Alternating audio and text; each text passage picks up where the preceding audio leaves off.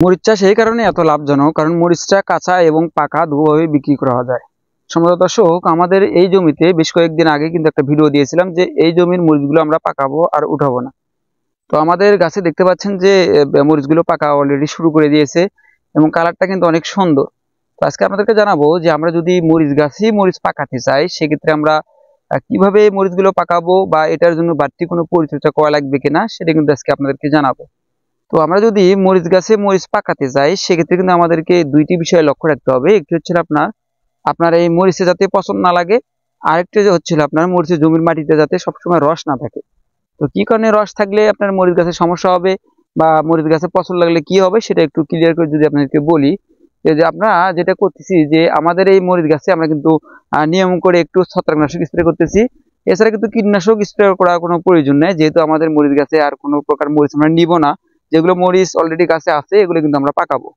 এই কারণে কিন্তু আমরা কোনো প্রকার কীটনাশক আমরা স্প্রে করতেছি না, শুধুমাত্র ছত্রাকনাশক আমরা কিন্তু 7 থেকে 10 দিন অন্তর অন্তর আমাদের এই মরিচ গাছে স্প্রে করতেছি। তো কোন ধরনের ছত্রাকনাশক আমরা আমাদের এই মরিচ গাছে স্প্রে করব? তো আমরা কিন্তু দুই ধরনের ছত্রাকনাশক স্প্রে করতে পারি। একটি হচ্ছে আপনার কার্বনডাজিম ম্যানকোজিব গ্রুপের যে ছত্রাকনাশক, এটা স্প্রে করতে পারি, অথবা আমরা মেটালেক্সিন ম্যানকোজিব গ্রুপের যে ছত্রাকনাশক, এটাও কিন্তু আমরা চাইলে আমাদের এই মরিচ গাছে আমরা স্প্রে করতে পারি। তো এটা স্প্রে করার কারণটা হচ্ছিল, এটা স্প্রে করলে কিন্তু আমাদের মরিচ গাছে কোনো প্রকার পচন লাগবে না বা মরিচে পচন লাগবে না। মরিচে যদি পচন লাগে, সেক্ষেত্রে কিন্তু এই মরিচগুলো আমরা শুকনা করে বিক্রি করতে পারবো না। তো এবার আসি যে এই মরিচগুলো দ্রুত পাকানোর উপায় কি। তো অনেক সময় দেখা যায় যে মরিচগুলো পাকতেছে না। তো এটার কারণটা হচ্ছিল যে এটা আমরা যখন কাঁচা বিক্রি করি, তখন কিন্তু আমরা এই জমিতে ঘন ঘন সেচ দিই। তো আমরা যেটা করব পাকানোর ক্ষেত্রে, যে আমরা কিন্তু প্রতিনিয়ত সেচ দেবো না, অন্তত পক্ষে 15 দিন বা 12 দিন অন্তর অন্তর একবার হলেও আমরা আমাদের জমিতে পানি দেবো, কিন্তু 7 দিন অন্তর অন্তর কিন্তু পানি দেবো না। আমরা আপনার 1 মাসের মধ্যে 2বার আমরা পানি দিতে পারি। 2বার পানি দেওয়ার উদ্দেশ্যটা হচ্ছিল যে ছোট ছোট যে মরিচ থাকবে এগুলো একটু বড় হবে। আর ঘন ঘন পানি দিলে দেখবেন যে আমাদের মরিচ গাছগুলো তাজা থাকবে। হ্যাঁ, তাজা থাকবে, অনেক ভালো থাকবে। এই কারণে কিন্তু এই মরিচগুলো পাকতে যাবে না। আর মাটিতে যখন আপনার শুকনো হবে, তখন কিন্তু গাছগুলো একটু হলেও দুর্বল হবে এবং যেগুলো আপনার মরিচের বয়স হয়ে গেছে, এগুলো মরিচগুলো কিন্তু দ্রুত পাকবে। তো এভাবে কিন্তু আমাদের এই মরিচের জমিতে আমরা মরিচগুলো পাকাচ্ছি। যেহেতু এখন মরিচের বাজার দরটা কম, তো এই দামে মরিচ বিক্রি করে আশা করি আমরা লাভবান হতে পারবো না। তো এই কারণেই আমরা কিন্তু এই মরিচগুলো আমাদের গাছেই পাকাচ্ছি। তো আপনাদের যদি এরকমই পুরাতন গাছ থাকে, সেগুলো গাছের মরিচ কিন্তু আপনারা চাইলেই পাকাতে পারেন, কারণ শুকনা মরিচের কিন্তু বাজারে চাহিদাটা অনেক বেশি থাকে।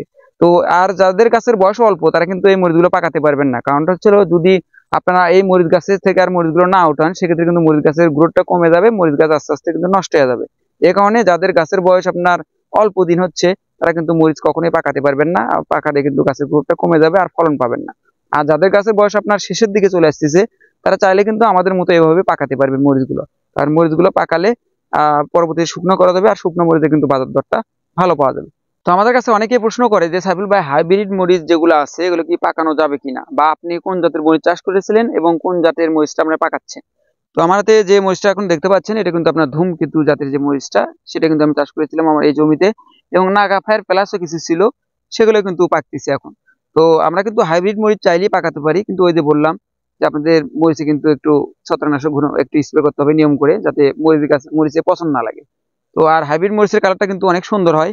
আপনারা তো দেখতে পাচ্ছেন আমার হাতে যে মরিচগুলো আছে, কালারটা কিন্তু অনেকটাই সুন্দর। আর এটা কিন্তু আপনার ঝালটা অনেক বেশি হয়। তো এই কারণে আমরা চাইলে হাইব্রিড মরিচ পাকাতে পারবেন, সেটা আপনার যে কোনো কোম্পানির হোক না কেন। তো আমরা আমাদের এই জমিতে ধূমকেতু মরিচ চাষ করেছিলাম, সেটাই কিন্তু এখন আমাদের জমিতে দেখতে পাচ্ছেন যে অলরেডি পাকতে শুরু করেছে এবং উঠানোর কাজও আমাদের এখানে কিন্তু চলতেছে। তো আপনারা চাইলে সব ধরনের হাইব্রিড মরিচ কিন্তু আপনারা পাকা এবং কাঁচা দুভাবে বিক্রি করতে পারবেন। তো সম্মানিত দর্শক, আমরা অনেকদিন যাবতীয় মরিচের ভিডিও দিচ্ছি না, কারণটা ছিল আমাদের মরিচের জমিতে সেভাবে আর আসা হচ্ছে না, যেহেতু আমরা মরিচগুলো পাকাচ্ছি। এই কারণে হয়তো আসতে পারতেছি না, এই কারণে ঘন ঘন ভিডিও দিতে পারতেছি না। আগামীতে আপনারা কোন ধরনের ভিডিও পেতে চান, অবশ্যই কিন্তু কমেন্টের মাধ্যমে জানাবেন। আর আপনারা যদি আমাদের চ্যানেলে নতুন হয়ে থাকেন, অবশ্যই কিন্তু আমাদের চ্যানেলটি সাবস্ক্রাইব করে আমাদের পাশেই থাকবেন। ধন্যবাদ।